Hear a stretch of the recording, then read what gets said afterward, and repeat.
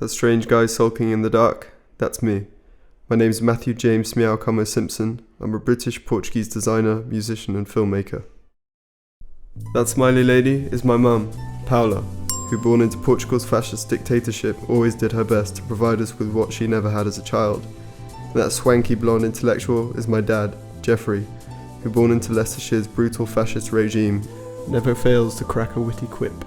After meeting and falling in love, the Signora and the Englishman moved to a little corporate tax haven we call Luxembourg, where they launched their careers working for the European Union.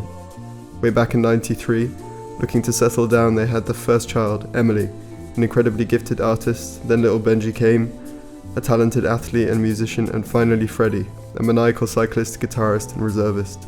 And thus, a happy family was born, and all was right with the world.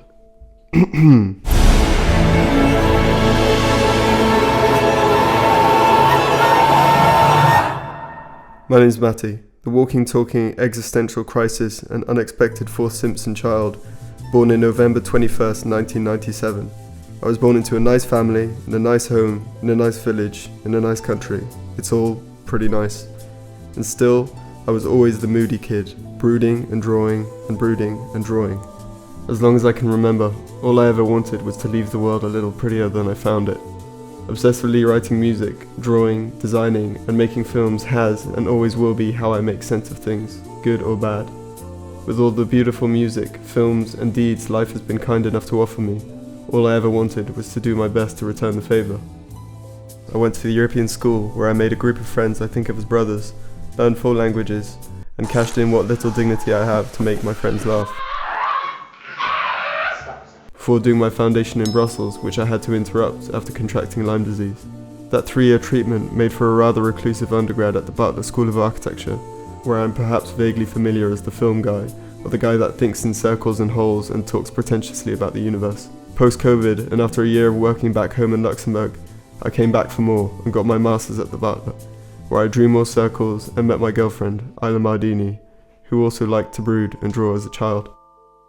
My 3 goals before I die are as follows. 1. To raise a loving family.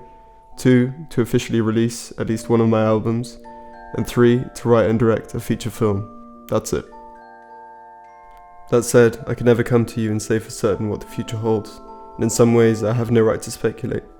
However, according to my spiritual advisor Shu Ning, I am forecasted to have a relatively good career, a relatively good relationship, and die pretty young, so a lot to look forward to.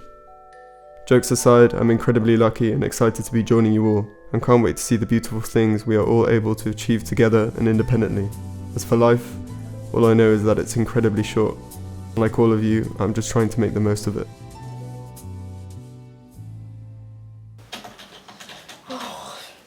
My fingers are really aching after all that typing.